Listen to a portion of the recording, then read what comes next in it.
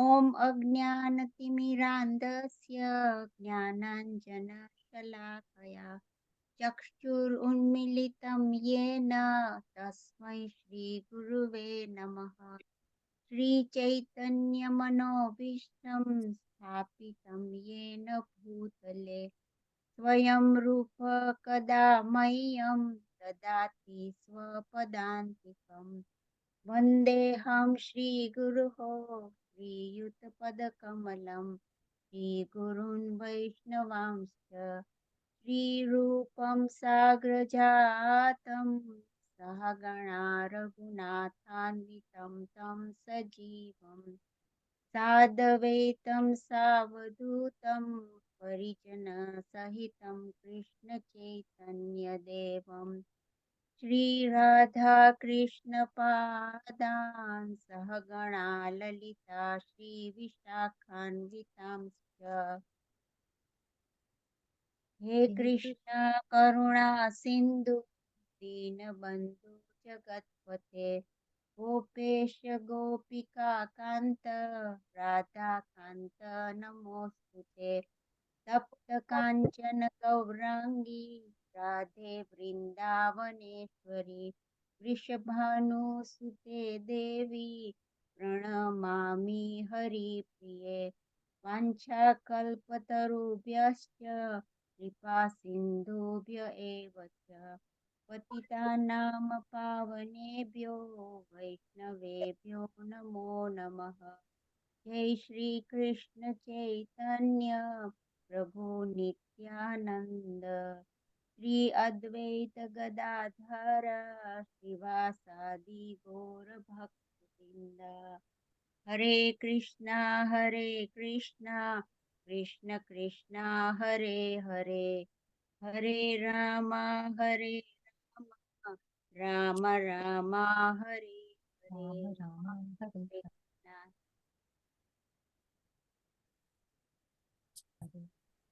For reciting the Mangalacharan so well. Hare Krishna, Panchali Mataji, Danvat Pranam. Please accept our humble obeisances on behalf of everybody in the group who have joined and about to join.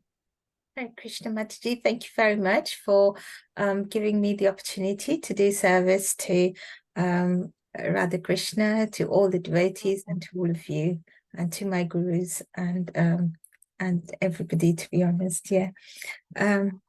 I'm just going to take a second, Mataji. I'll be back in a second. Yeah, just give me a second. Then, Mataji, I will request you if you can read the for us. Is that okay?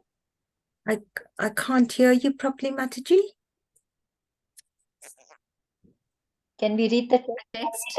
Mataji, yes, please read the text and then I'll join you in a second. Okay, Shashwin, Hare Krishna. Hare Krishna. Om Namo Bhagavate Vasudevaya. Om Namo Bhagavate Vasudevaya. Om Namo Bhagavate Vasudevaya. Narayanam Namaskrityam Naram Chaiva Narottamam Devim Saraswatim Vyasam Tato Jayamudirayet Nashtaprayeshu Bhadreshu Nityam Bhagavata Sevaya Bhagavate Uttama Shlokir Bhaktir Bhavati Naishtiki. Hare Krishna.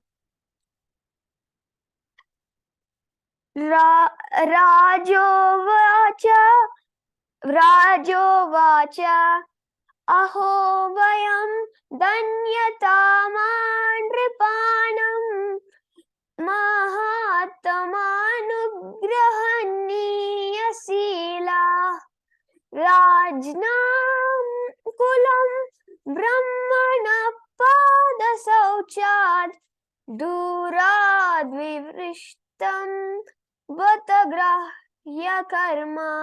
Hare Krishna. Hare Krishna. Thank you very much, Shashwin, for reciting the shlokas so wonderfully. Mataji, we hand over to Thank you very much, Mataji. Thank you so much, Ashwin Prabhu, for We reading can the do text that as over. Thank you very much. So I will quickly read the translation and the purport before we start. So Narayanam, Om Namo Bhagavate Vasudevaya, Om Namo Bhagavate Vasudevaya, Om Namo Bhagavate Vasudevaya. Narayanam Namaskritam Naram Chaiva Narottamam Devim Saraswatim Vyasim Tato Jayamudire Nashtaprasya Bhadreshu Nityam Bhagavata Sevaya Bhagavati Uttamashloke Bhakti Bhavati Nashtaki. Translation by Srila Prabhupada, Prabhupada Ki Jai. The fortunate king said, "Indeed, we are the most grateful of all the kings who are trained to get favors from the great souls. Generally, you sages consider royalty as refuse to be rejected and left in a distant place." Purport: according to religious principles, Mataji, is it possible to give me sharing rights? Then I can share my screen.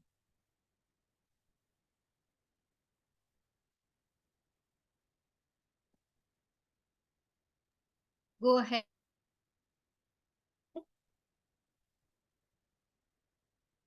So, purport by Srila Prabhupada. According to religious principles, stool, urine, wash water, etc. must be left at a long distance. Attached bathrooms, urinals, etc. may be very convenient amenities of modern civilization, but they are ordered to be situated at a distance from residential quarters. That very example is cited herein in relation to the kingly order for those who are progressively marching back to Godhead. Sri Chaitanya Mahaprabhu said that to be in intimate touch with dollars and cents men or the kingly order is worse than suicide for one who desires to go back to Godhead. In other words, the transcendentalists do not generally associate with men who are enamored by the external beauty of God's creation.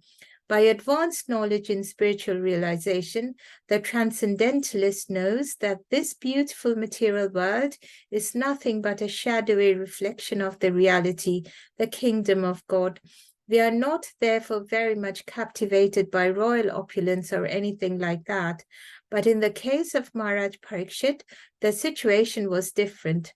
Apparently, the king was condemned to death by an inexperienced Brahmana boy, but factually he was called by the Lord to return to him.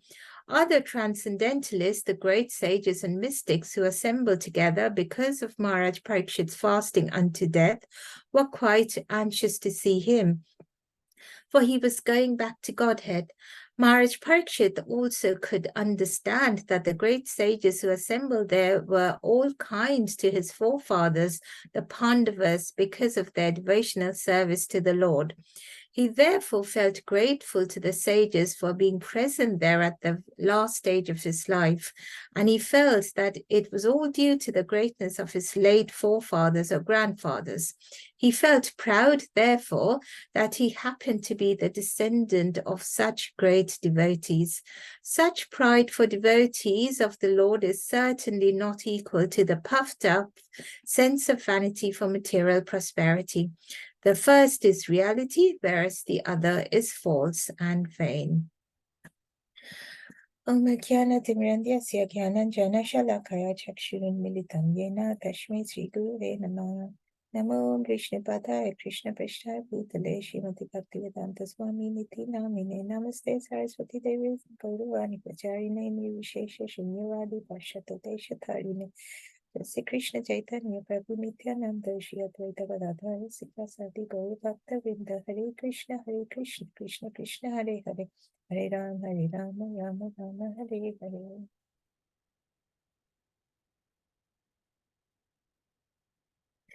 Thank you very much again for giving me the opportunity to serve the Bhagavatam, and I start by offering my prayers and my obeisances to all my gurus and to all of you present here. So the verse today is in continuation of what we have been reading so far about Parikshit Maharaj deciding to sit next to the banks of the holy river, whether we say it's the Ganges or the Yamuna, and deciding to fast for the next 7 days and fast until death, and wanting to hear about the Lord. Now, when we come to this verse, if we look at the translation, is there any word in the translation that stands out to you? And from reading the translation or the purport, what is that sense that comes out mostly from this verse? Which is the word, which is the feeling that comes out from this translation and this purport the most?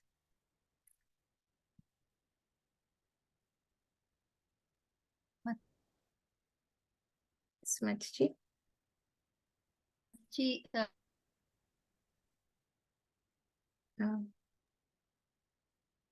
Can't hear you, Mataji. Hare Krishna Mataji, is it grateful and favors? Yes, Mataji, thank you so much. That's perfect. It is the word grateful.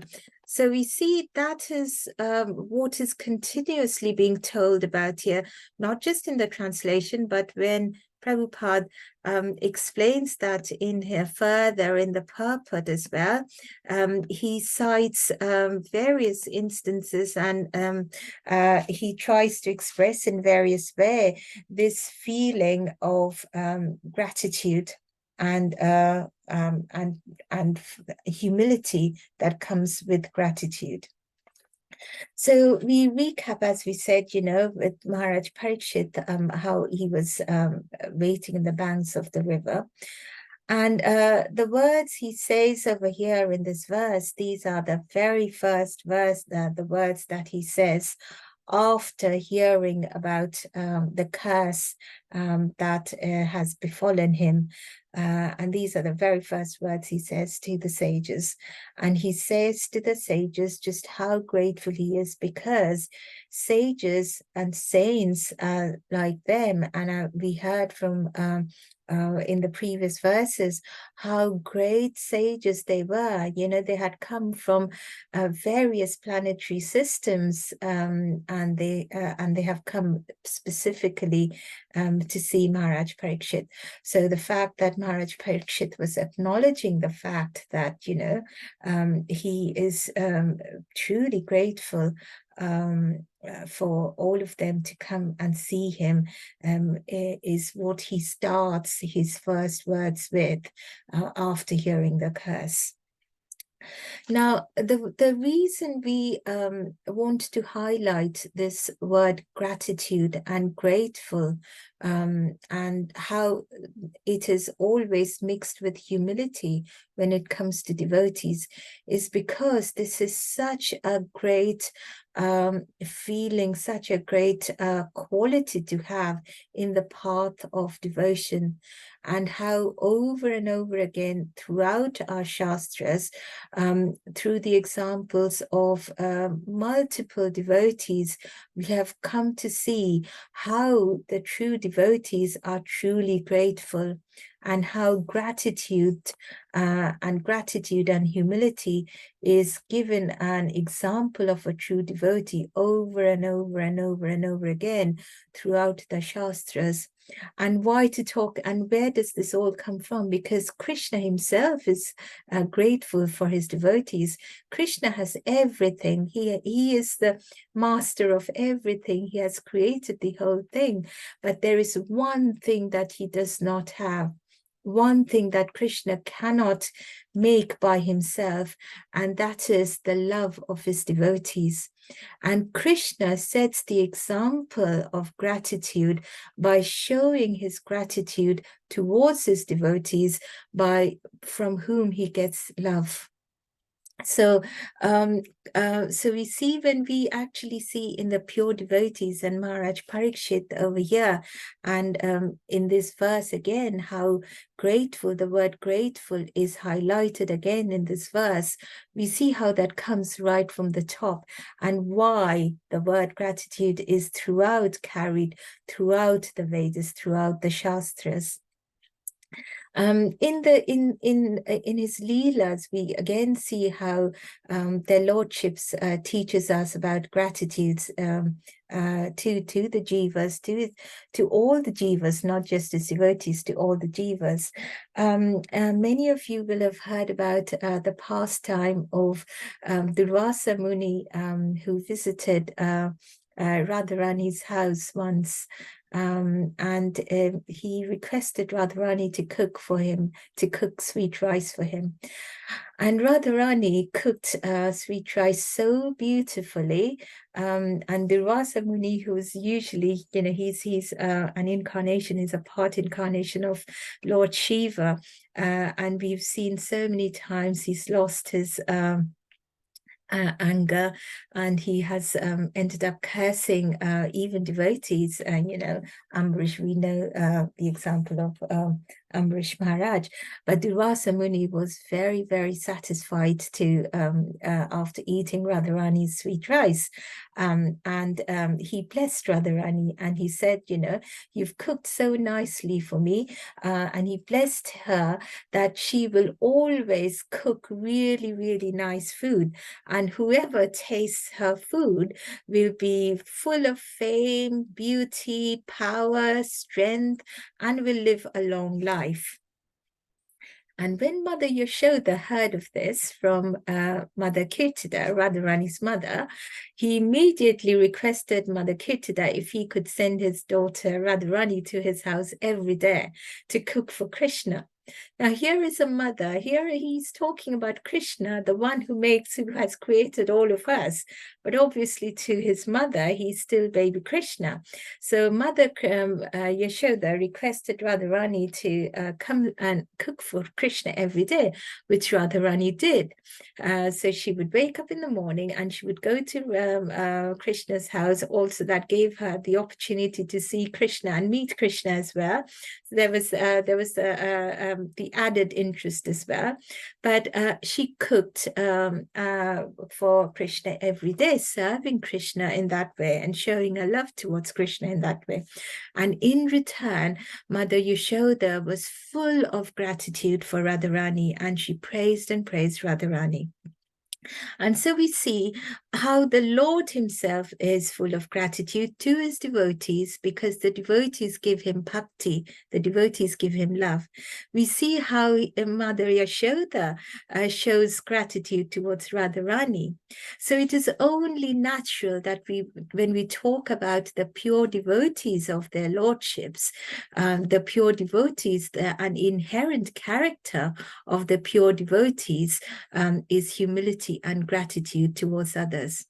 And we see the same in Maharaj Parikshit. So when he says in this verse that he's grateful to the sages, we know that it is a natural, it is a natural quality of a pure devotee. And in Maharaj Parikshit, we do see a pure devotee. Now, why does Maharaj Parikshit say that he is very grateful to the sages?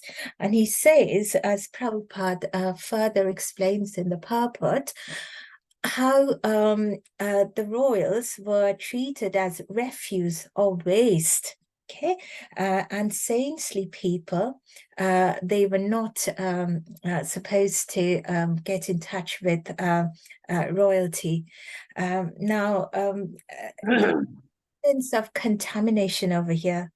So the Varnashram system was maintained in such a way that the pure devotees, or the Brahmanas, the pure Brahmanas, they stayed independent. They were not, it was not like nowadays where there is there's an overlap of the Brahmanas visiting the rulers, or, the people who are in the government, and we just don't know where the fine line is. There is an overlap of all the ashrams over here. But in the Vedic times, the Brahmanas and the pure devotees, they were independent. They were independent of the Kshatriyas, they were independent of the Vaishnavas or the Sudras.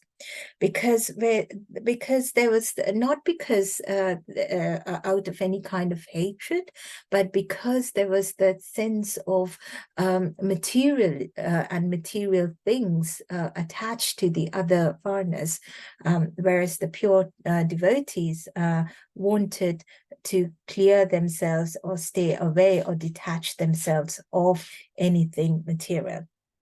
And as we said, I mean, nowadays, I mean, most of us, who do we call the Shudras? Anyone who is serving somebody else. We live in a world where we are serving someone or the other, whether in our family life or when we are working, we are serving someone. And as soon as we are serving some other person, we automatically become a Shudra. So we see most people in this world are Shudras already, and that is the reason we are so full of Maya. We are so enamored by materialistic things. How many Vaishnavas do we find? How many absolutely independent businessmen do we find over here? We do find, but they're smaller in number or fewer in numbers to the Shudras. We find even fewer Kshatriyas, and even fewer Brahmanas. So if as Kali has come in, we have seen how the Varnas have got all mixed and how things have got contaminated. But in that time when Kali was just coming in, there still were the pure Brahmanas, and these sages who had visited, who had come to Parikshit Maharaj, were pure sages who had come from the other planetary systems as well. And there was no chance of them being contaminated in any way by any materialistic things or people. Now, when we talk about contamination, there are two kinds of contamination. It is not just the physical contamination, and the purport talks about how, and gives examples of how toilets and such amenities were kept away from the main house in Vedic times. I mean, nowadays we have attached bathrooms, and it's supposed to be, a nice thing to have because it's convenient and more comfortable. But we would still, despite the fact that they are attached, they might be attached bathrooms, but it's still considered to be an impure place. We wouldn't do puja in a bathroom, would we? We would still consider the bathroom to be an impure place. So there is this sense of physical impurity or physical contamination with the sage's thought that, being near to a person who was too much dipped into material things, and that wasn't right. But there was also the spiritual contamination that they were afraid of. That, there's a saying in English that a man is known by the company he keeps. So if you are constantly speaking with, engaging with, associating with people of a certain type, it is very, very natural that that you will be enamored, or you will get qualities of your associates. And that is the reason it is so much stressed that devotees should associate only with devotees, and it's quite risky to actually associate with non-devotees who might actually from whom a devotee might imbibe qualities which are not particularly suitable to follow or towards to practice Krishna consciousness. So because the non-devotees, because the Kshatriyas, they engaged in political affairs, in warfare, in things of the world, they had Rajaguna in them. whereas the sages were sattva guna. They had sattva guna. So the sages were very, very not just being in physical proximity to the kings, but the sages were also very scared to act, to contaminate their spiritualism, because they did not want to come in contact with rajaguna or tamaguna, and they wanted to keep their sattva guna intact. But we also have to remember that pure devotees are even above sattva guna. They are devotees and they are bhaktas, and pure bhakta, a true bhakt, is above all the gunas. So whether it's mode of ignorance or mode of passion, or mode of goodness, so they are above them. So it's only natural that these devotees, that these pure true sages would be afraid or would not want to come in contact with royalty. And we see Mahaprabhu, Chaitanya Mahaprabhu, was very, very strict when it came to this. Okay, the Prabhupada also said that how Mahaprabhu said to mix with dollar-sense man is worse than one who desires to go, is worse, said that to mix with a dollar-sense man is worse than one who desires to go back to Godhead, and it's like drinking poison. Okay, so a true devotee would want to stay away because from the king, because the king usually they showed, or they you know, for a king, the first thing you would see is a king is surrounded by various types of opulence.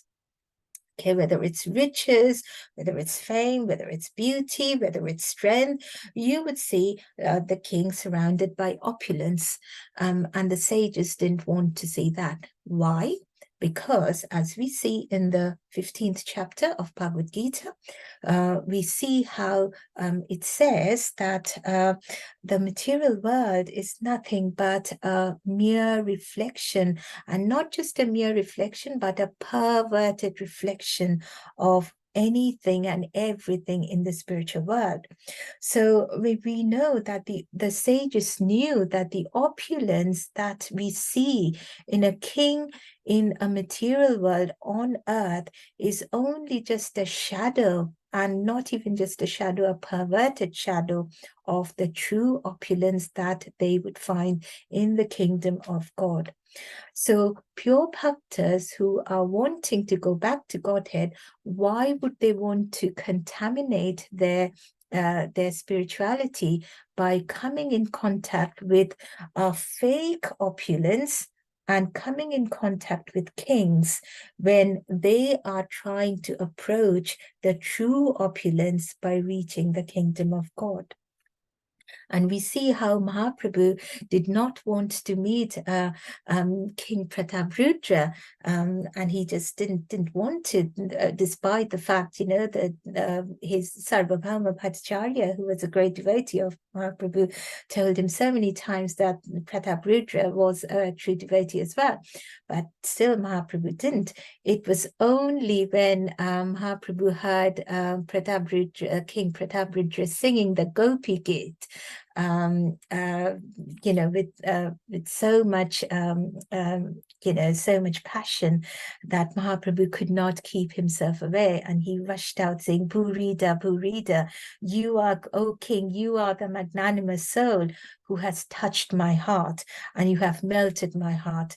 And Mahaprabhu embraced King Prataprudra. So King Prataprudra had to prove himself to get the embrace of Mahaprabhu. Otherwise, he wouldn't. Mahaprabhu stayed away from him. He had to sweep the floor in front of the Rath, in front of the chariot, to prove himself that he was a devotee. Otherwise, Mahaprabhu wouldn't even allow him in the Rath Yatra to get anywhere near his devotees, let alone near him.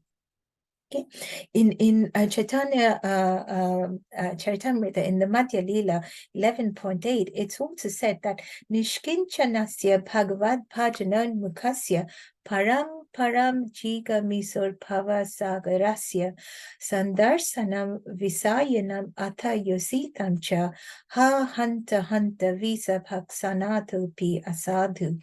Or Mahaprabhu, with great lamentation, he was just lamenting and telling Sarvabhauma Bhattacharya that, alas, for a person who is seriously desiring to cross the material ocean and engage in the transcendental loving service of the Lord, without material motives, seeing a materialist engaged in sense gratification or seeing a woman who is similarly interested is more abominable than drinking poison willingly. So we see how strictly Mahaprabhu mentions that sages or saints or true devotees should not at all come in touch with royalty. I mean, param param, as it says in the verse, param param jigamisar means going to the other side of and going beyond the material world. The world that Bhagavad Gita in 8.20 says that parastasmat tu bhavonyo bhakta vyaktat sanatana yaya sarveshu natyatsu na vinashyati. Or there is another unmanifested nature which is eternal and is transcendental to this manifested world and matter, and it is the supreme and it is never annihilated. When all in the world is annihilated, that part remains as it is. Bhagavad Gita 8.20 says that. And this is what the sages and the saints believed in. So when the sages knew that the spiritual nature exists eternally, and association with people engaged in material things, it's not the right thing to do, because that will pull them into Maya. And Maya Shakti, Maya, is very, very difficult to cross, very, very difficult to defeat. Why? Why is that so? Because Maya is a Shakti of the Lord himself. It's the external Shakti of Krishna. So it's impossible for a jiva to defeat an energy of the Lord. So to defeat Maya, to defeat an energy of the Lord, the jivas have to take the shelter of the Lord himself. And how can jivas take the shelter of Lord? By practicing bhakti yoga. And so that is what the saints did. That is what the pure devotees do. And that is the reasons the saints kept away from anything material, especially the kings who engaged in a lot of material things. So a transcendentalist like them and the transcendentalists like the sages, they knew that they cannot and will not and never ever should stay anywhere near royalty or anywhere near royal opulence. So when Parikshit Maharaj says he feels very grateful that such great saints have come to him, he really means that, because that was what the saints did in those times. Saints did not get in touch with, they did not mix with royalty. And he really, really shows with humility that, how grateful he was. And he bows down to the sages, and he bows down not in gratitude and in humility, but he, along with that, what is he bowing down to? Why do we bow down to the Lord? Because, so when we bow down to the Lord, what do we ask from the Lord? We ask for his mercy, don't we? Yes. So when we are bowing down to someone, as the Parikshit Maharaj did when he said he was very grateful, he was asking for their mercy, because Parikshit Maharaj knew that only the pure devotees, only these sages will be able to give him mercy to go back to Godhead in his last days. there was this very, very pure, great follower of Ramanujacharya called Parasarapata. So one day, Parasarapata, who himself actually, he had many followers after himself, I mean, after Ramanujacharya left the material world. So Parasarapata was once going in the jungle, and there were woods in those days, quite a few hundred years ago. So on his way, he actually saw something that completely transfixed him. He saw a hunter. Now, the hunters, they lay traps for the animals to fall. So he saw a hunter approaching a trap that he had laid, and a rabbit was trapped into the trap. So before taking the rabbit, or before taking whichever animal is trapped into the trap, the hunter has to remove the trap, open the trappings, remove the trap, and then get the animal. So the hunter did that. He opened the trapdoor a bit, and then was just about to grab the rabbit when the rabbit somehow escaped. And the rabbit ran round and round. He just ran away. The hunter was following him. But then what the rabbit started doing was just run round and round the hunter a few times, and then came to the feet of the hunter, laid down his head and rested. And he laid down his head, just as, we bowed down to ask for mercy, and he rested. And that changed the hunter's mood. Something happened to him. He just picked up the rabbit, and he picked it up, and he embraced the rabbit. And he did not want to kill the rabbit, because usually the hunters, especially if there's a very, strong animal, or an animal that needed to be killed right away after being taken out of the trap, the hunter would usually kill the animal. But the rabbit, laying his head at his feet, it just changed the hunter's mood, and he just picked up the rabbit and embraced the rabbit. And Parasarapata, the great devotee, seeing this, he was transfixed, and he started crying and crying, and he just couldn't move. And his followers came, and then he asked him, and he had to take him away. And his followers, after calming him down, later asked him, what happened to you? This was just such a normal scene, a hunter taking out an animal from from a trap. What moved you so much? Parasarapata said it was seeing such a cruel person, like a hunter, someone who kills for a living, changing within a second, and showing so much mercy to another jiva. And if a hunter who has a cruel heart can do this, just think of how the great devotees are merciful, and just think of how unlimited the mercy of the Lord is, when he blesses us.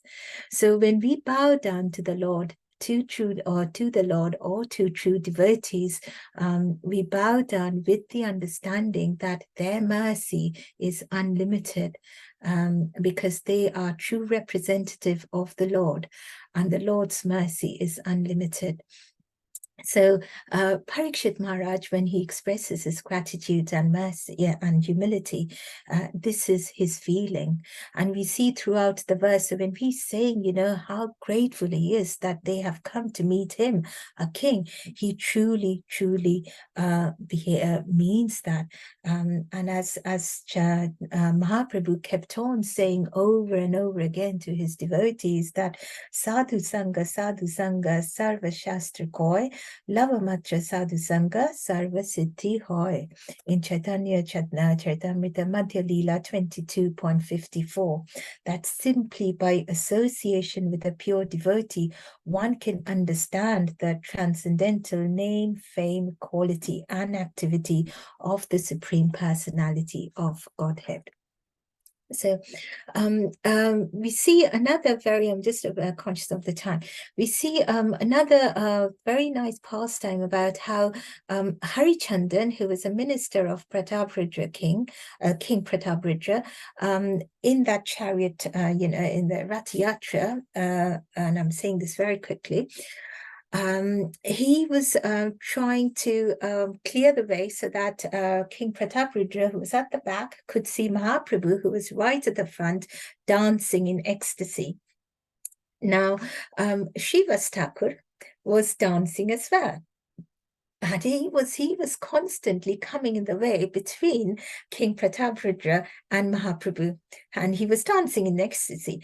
And Harichandan, who was a minister of the king, tried to, steer away Srivas Thakur once. He didn't, nothing happened. Twice, 3 times, 4 times, nothing happened. And he really got very angry. The next time he approached Srivas Thakur, why aren't you moving? Our king cannot see Mahaprabhu. And Srivas Thakur is a pure devotee. And, because he was being disturbed so many times, he slapped Harichandan. And Harichandan, being a minister, that hurt his pride. And he was, how dare a simple man slap me in front of so many people?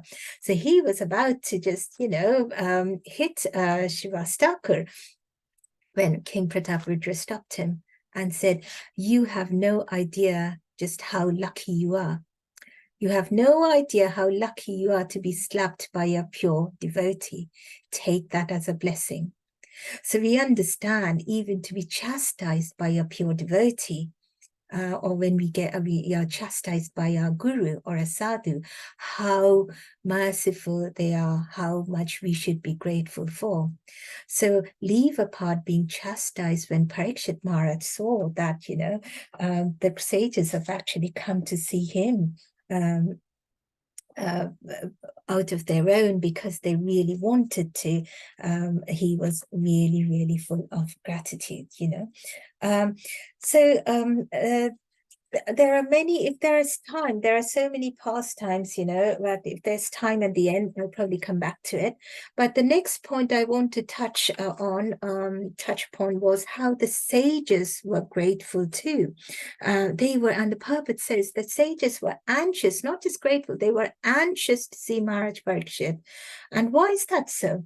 Because this is a king who was personally saved by the Lord himself when the king was in his mother's womb, personally saved. And this is a king who actually stopped Kali. And what does that mean? I mean, if you think of the implications, he stopped Kali from entering the planet because Maharaj Parikshit ruled the whole planet. So he stopped Kali from entering the planet. Now that means that he was stopping Kali Yuga. Yuga is nothing but time. So in one sense, this is a king who was even stopping time. He had the power to stop, to a certain extent. And in the Gita, the Lord says, "I am Kala." The Lord is the time. So he actually was a true devotee to be able to do that. He wasn't able to stop time completely. That is impossible, because that's the Lord's will. But he had the power to at least, stop Kali to come into his kingdom right away. So that's how powerful. The rishis knew that, the sages knew that, how true a devotee he is. Now, in the material world, we talk about the royals who are full of Rajas gun and, many are of Tamas gun as well. But there were also Rajarshis. Rajarshi, Raja, Rishi. The kings who also had, the kings who were also devotees. So we also see many kings, or we have heard about many kings in the Shastras who are also devotees of the king, of the Lord. And Maharaj Parikshit was not only a Rajarshi, he was a Mahabhagavad. He was a pure devotee. So it's only natural that the sages would be anxious to come to him, because they knew, and as the purport says again, they knew that, merely being cursed by an immature Brahmin boy, it was just an incident. But the real meaning behind it, and the real reason behind it, was because the Lord wanted to bring back Parikshit Maharaj to himself, back to Godhead, get him back to Godhead immediately. And the purport says immediately, and we understand immediately. We have seen how some devotees, we have heard a couple of Prabhupada's devotees who left their material body immediately, Tamal Krishna Prabhu, in an accident, immediately, without any rhyme or reason. And we understand that there is a higher reason behind this, which is beyond our understanding. But the only understanding we understand is that that's the will of the Lord, because the Lord wanted them either, to do his Leela in some other place, other universe, or the Lord wanted him back to himself, back to Godhead. In Parikshit Maharaj's case, in the purport, Prabhupada explains how the Lord really wanted Parikshit Maharaj back right away and not suffer in the material world anymore. And that is the reason, and the saints knew that. And the saints also, they were able to foresee things. So the saints, they were powerful saints. They could foresee what happens in the future, and they knew that the Srimad Bhagavatam would be spoken by Sukadev Goswami. So it's a golden opportunity, a pure devotee like Sukadev Goswami speaking about the Bhagavatam, about the Lord and his devotees to another pure devotee, King Parikshit. Nothing and no other situation could be more ideal to the sages than this. So it is no, surprise that the saints left wherever they were and they all came to him. Okay. Now Krishna says that he only associates with people who he wants to associate with, and he gives the example when he just before the Kurukshetra war, when Krishna came to Duryodhan to bring a peace message. He came to Duryodhan, and Duryodhan had prepared a big feast for Krishna. But obviously he had his ulterior motive. He wanted to know what the Pandavas were doing, what they were doing, what their plans were, why had Krishna come, etc. So he had that cunning in his mind. So he had prepared all that great feast only to bribe Krishna. And what does Krishna do? Krishna rejects that feast. And what does he say to Duryodhan? That one must eat only on 2 occasions: when one is hungry, and secondly, when the food is offered to him out of love. And he told Duryodhan directly, Duryodhan, you are not, so Krishna says one must accept food when one is hungry, and one, and as one when the food is given to him out of love. And he tells Duryodhan, you are not offering me food out of love. Okay, you have an ulterior motive. You're not offering food out of love, and I am not hungry, so I refuse to take food in your place. And he rejected that food, and he went to Vidur's house, where Vidur's wife, out of ecstasy, she was peeling a banana, and she was not even in her senses.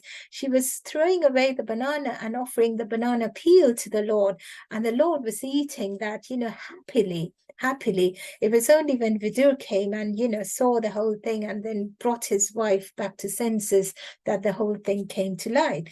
But the Lord accepts love, and the Lord associates, and he gives examples to us he sets the example himself. He associates only the ones who love him. only the one who wants to go to him, only the one who are practicing bhakti.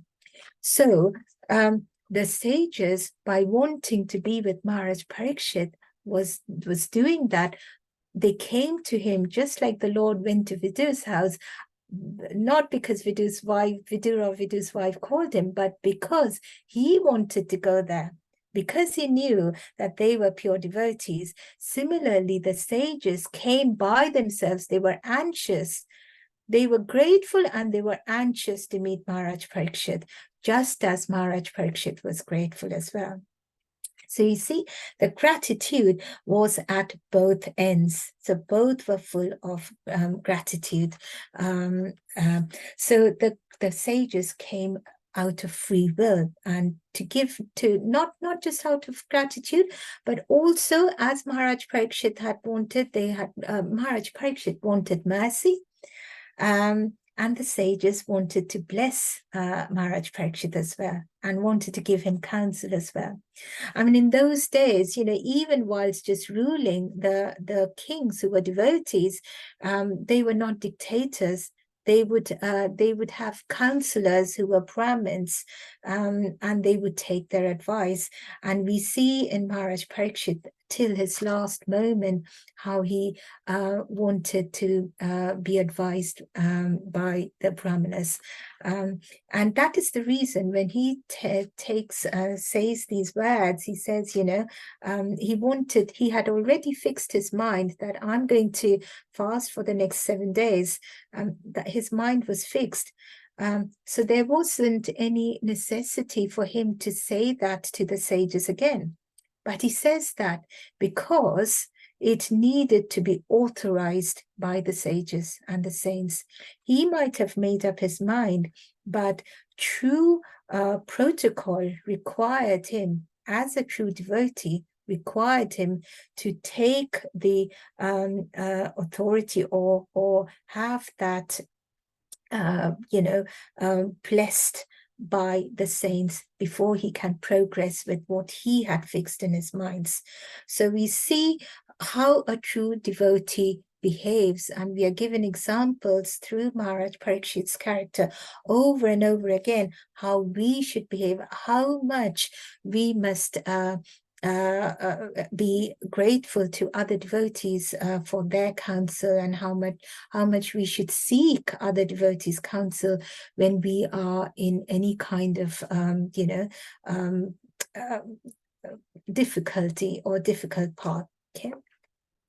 Now, we know that devotion does not restrict people.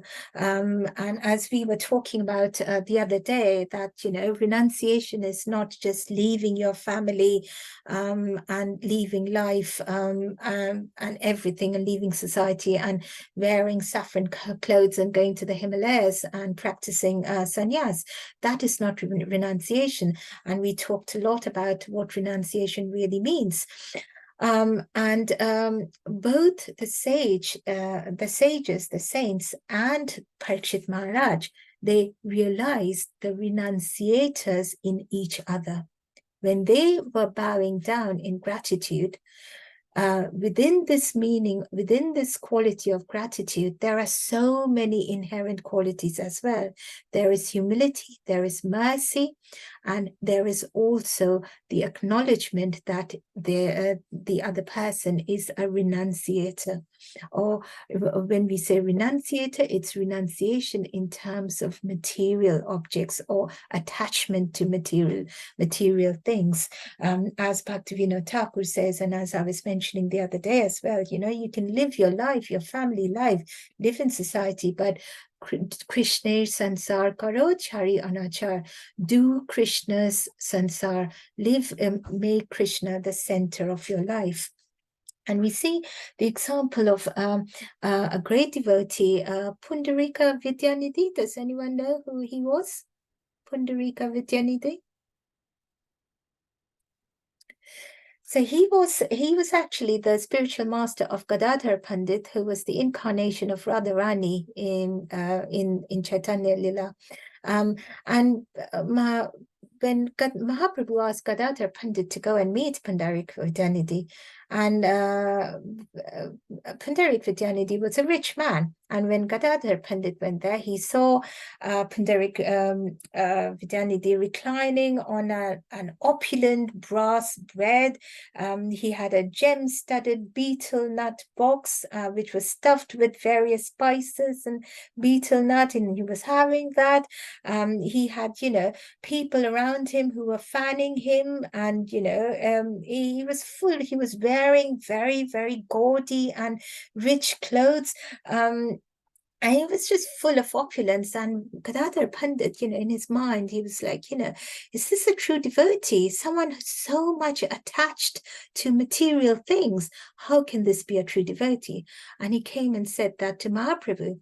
And then Mahaprabhu asked him to go back and recite a verse from Srimad Bhagavatam, which Gadadhar Pandit did. And I'm rushing, sorry, which Gadadhar Pandit did. And he spoke a verse about the Putana Leela from Srimad Bhagavatam, and Pundarik Vidyanidhi just went into ecstasy. His tears started rolling from his eyes. He started rolling on the ground, calling out loudly just how merciful the Lord is, that he could even be merciful and liberate a demon like Putana. So this is, this is Pundarik Vidyanidhi said how grateful we should be to the Lord for giving us this life. So in the feeling, in the quality of gratitude, the quality of mercy is also inherent, not just humility, but quality of mercy is inherent as well. And the last part of this verse talks about Maharaj Parikshit's pride, how proud he felt because he belonged to the dynasty of the Pandavas, and he talks and he thinks that because my ancestors were such great devotees, because of them the sages have come. Otherwise they wouldn't, because the sages realize how great devotees my ancestors were. I mean, the Pandavas, they were Sakhas. Arjun was the best Sakha of Krishna. So they were not just devotees, they were cousins, they were friends of the Lord. And I am so very much blessed to come to have been born in this family. And that is the reason he was feeling proud. And Prabhupada mentions and explains in the purport how this pride is very different to materialistic vanity and materialistic pride.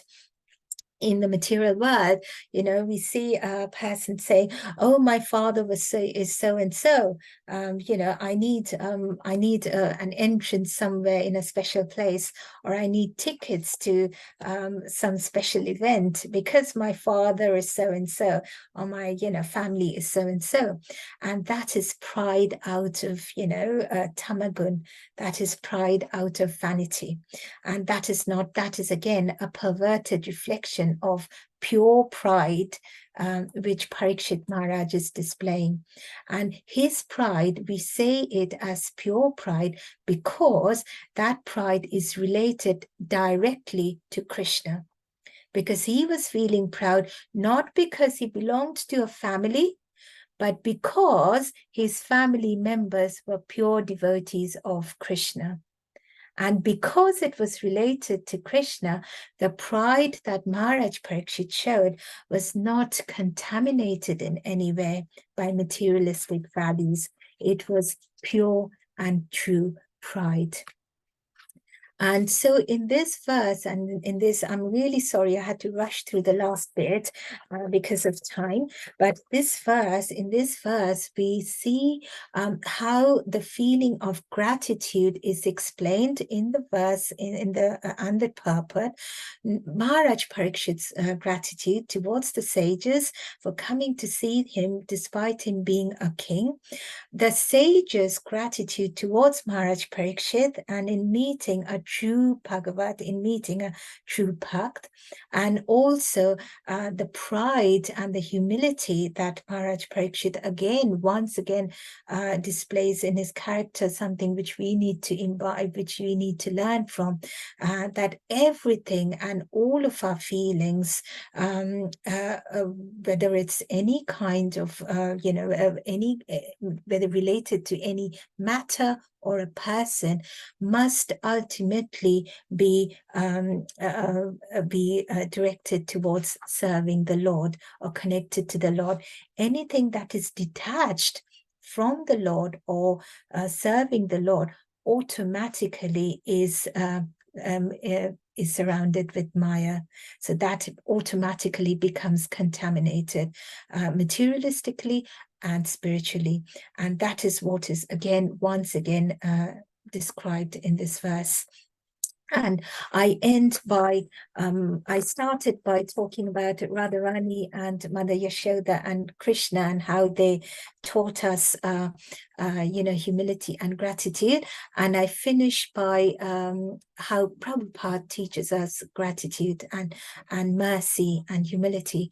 There was once Tamal Krishna Prabhu came to Prabhupada and said, Prabhupada, one of your devotees, so he was in Bombay at the time, and there's a beach in Mumbai, and Tamal Krishna Prabhu said, Prabhupada, there's this devotee who he's going to the beach every day and he smokes ganja over there, and he's he's not associating with pure devotees much, but he's just going over there to the beaches and smoking ganja.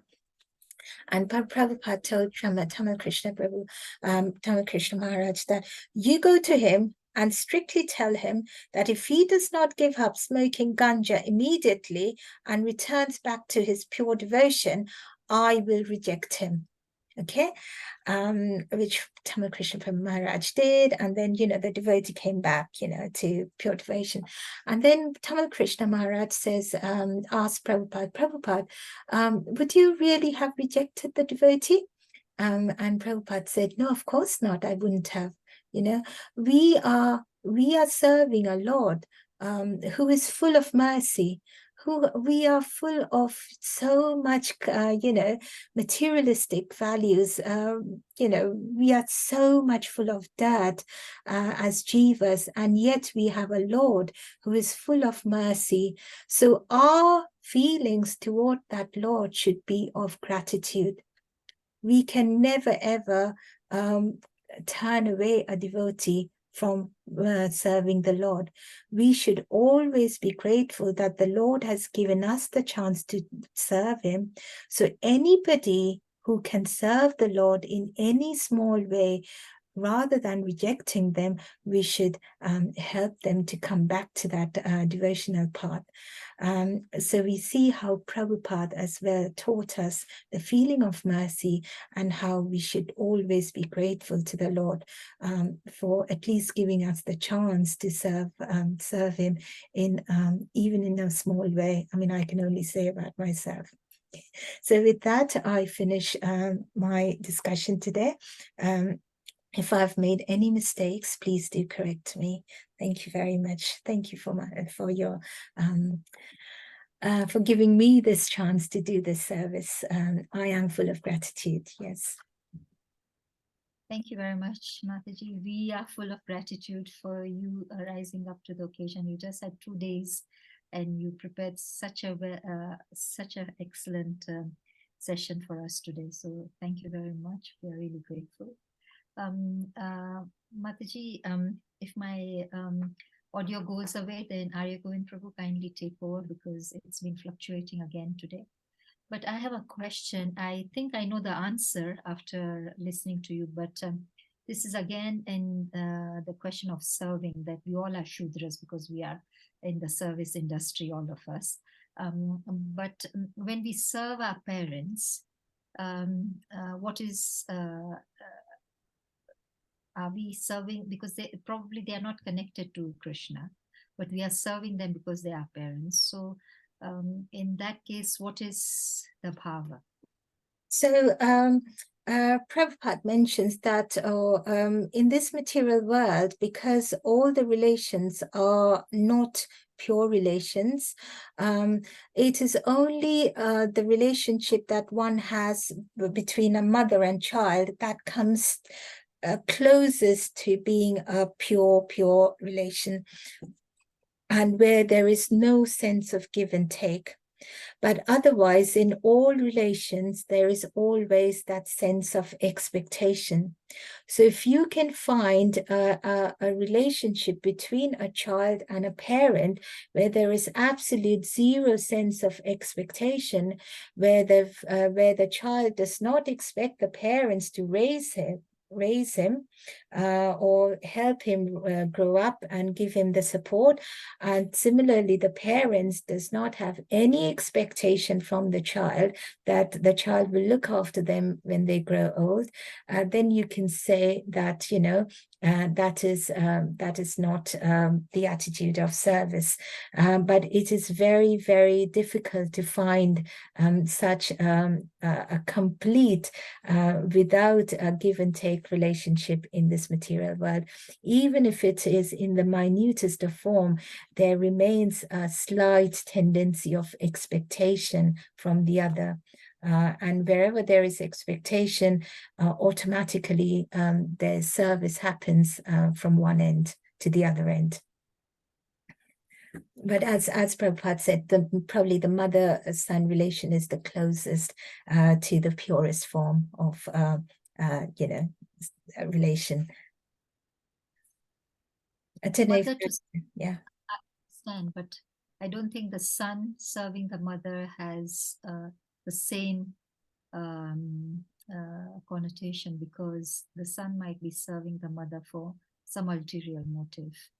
It might not be so pure. Yes, yeah, because in this material world, everything is contaminated. Yes. I mean, even if not consciously, but subconsciously, yeah. Thank you very much for that clarification. Are there any questions or comments from the group? Yes, Sandhya Mataji,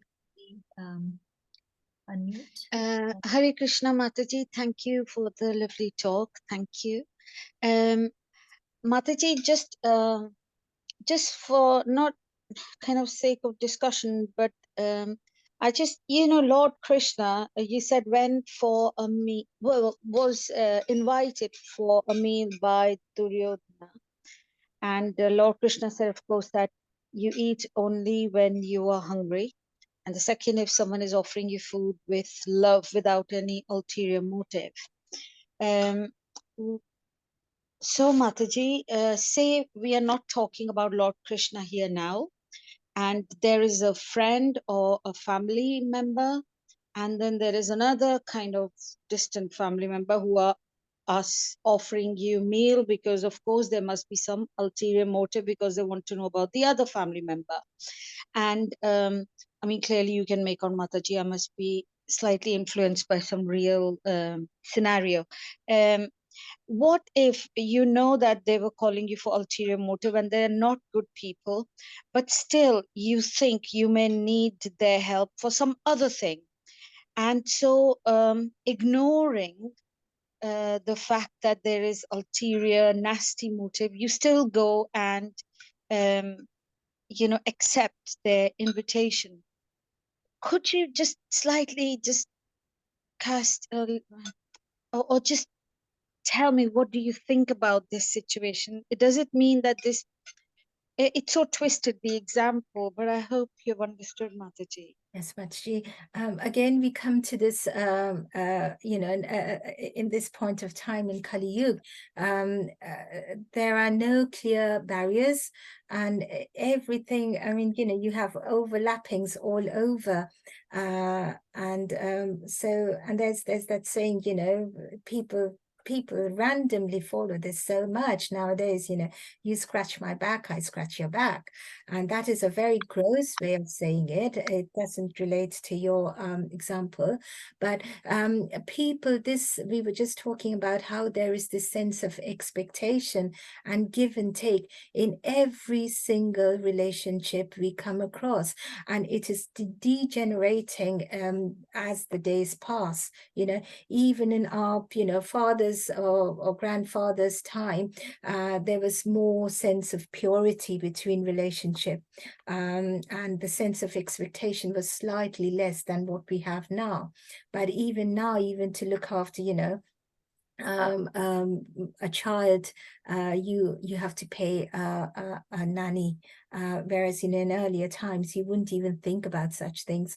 So it is very much dependent, because it is your personal circumstance, Mataji. It would be wrong for me to advise you on this, but it is very much dependent on it is at your discretion, to be honest, because it is very much dependent on how much you think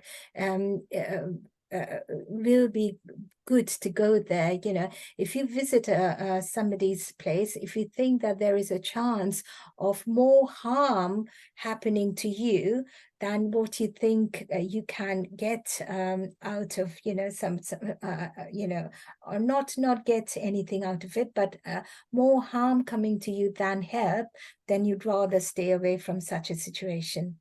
Okay, so you have to think, it depends on situation, and you know, in different situations. So you have to take it situation by situation. So wear and go by your heart. I mean, you know, and I say from my own experience, you know, they might be the best.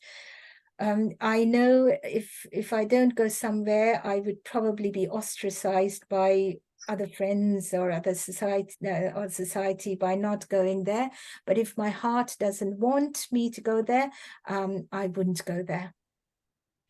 Mataji, I just find that, you know, probably any scriptures, I don't know too much about other religion, I don't know much about my own, but if I had to look at this scenario and twist what I have learned, I could then even twist the scenario in my own head by saying, well, everyone should be forgiven because Lord Krishna was the most forgiving, and he has forgiven the sins that we have committed for lives immemorial.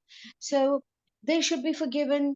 And, you know, you use your intellect, you tell only what you do. So even this can be twisted. And this is what I see from a Shastra, that everything, you know, even if you had to look at the three modes of, you know, three modes, you know, of, you know, the rajasic, tamasic, rajasic, even they can be twisted in ways. I just feel so it is so difficult, because if I had to imagine if Lord Sri Krishna was stood in front of me, and if I had to say, Lord Krishna, what do you think about this example? Lord Krishna will say, that's it, I'll turn you to ash. But in another scenario, Lord Krishna would probably say, oh, should be forgiven.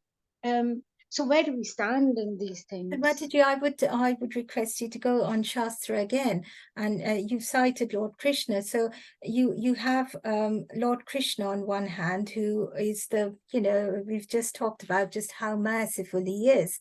His mercy is unlimited, and yet in the battlefield he advises Arjuna to take action and to fight, because it was not just fighting people, but it was acting according to dharma and what is right, and not is what is right, because dharma is righteousness, not just right and wrong. So when you see that something is being done which is not which is adharmic, then that is when you take action.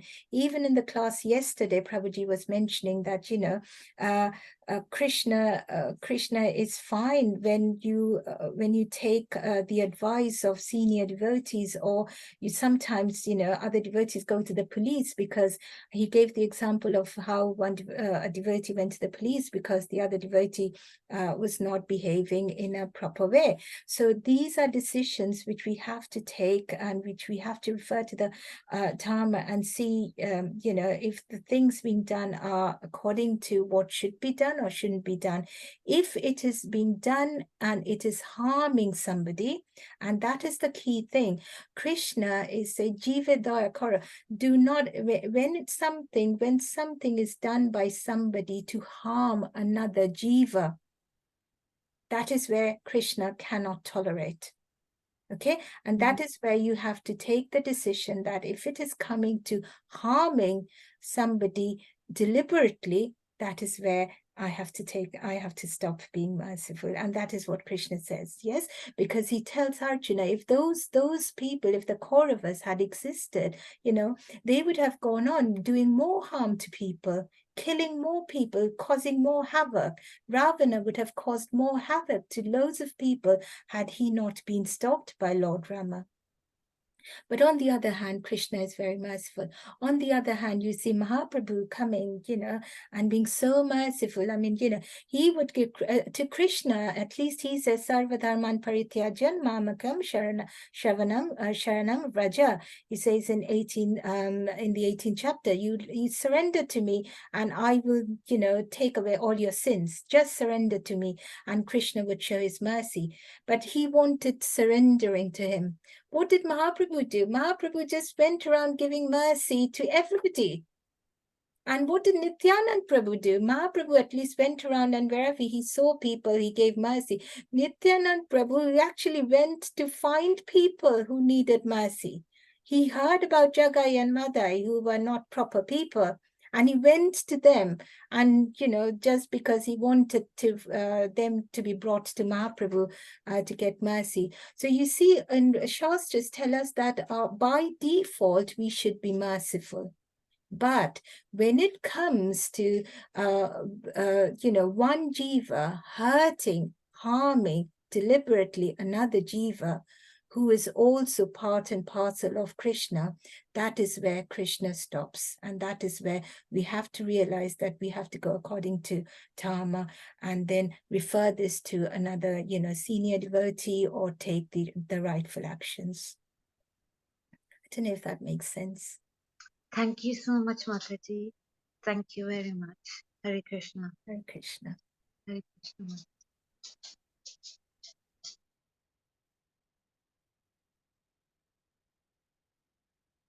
Thank you very much, Mataji, for that explanation. I agree with you because even I heard somewhere that the very fact that Sandhya Mataji is recognizing Krishna, you are so merciful. This has come to me, and I cannot. We have not yet reached that transcendental stage where we can forgive everything that is happening around us. So, yes, that's a great point. Very merciful, but the present.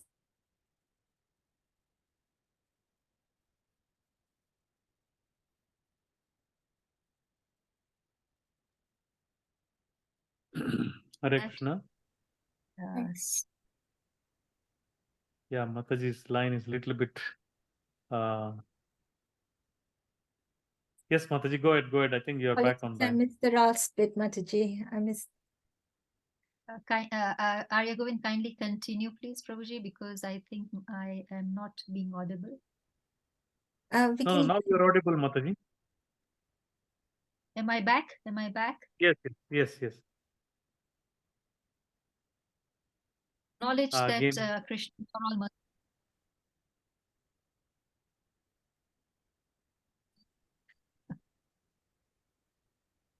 I can't. Sorry, Mataji. Kindly continue. Thank you very much. Arya Govind, Prabhu, Okay. kindly end this. Okay.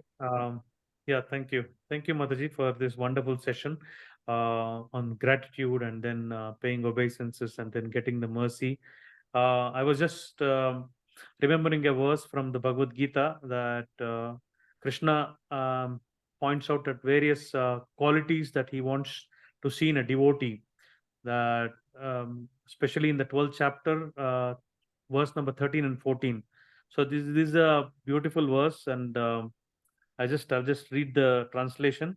One who is not envious, but who is kind friend to all living being entities, who does not think himself a proprietor, who is free from false ego and equal both in happiness and distress, who is always satisfied and engaged in devotional service with determination, and whose mind and intelligence are in agreement with me.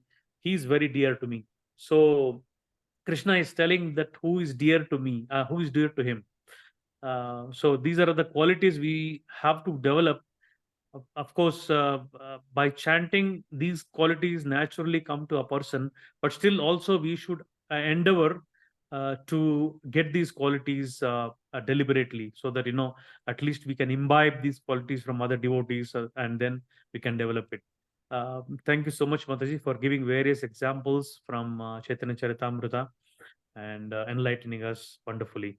I request all the devotees to unmute and chant Hare Krishna Mahamantra once in glorification of our grace, Panchali Kar Mataji.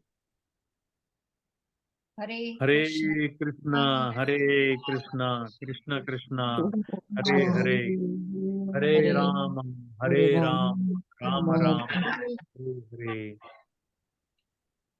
Pancha Kalparubhyascha, Krupa Sindhubhe Vacha, Patitanam Bhavanebhyo Vaishnavebhyo Namo Namaha. Srila Prabhupada ki, Her Grace Panchali Kar Mataji ki.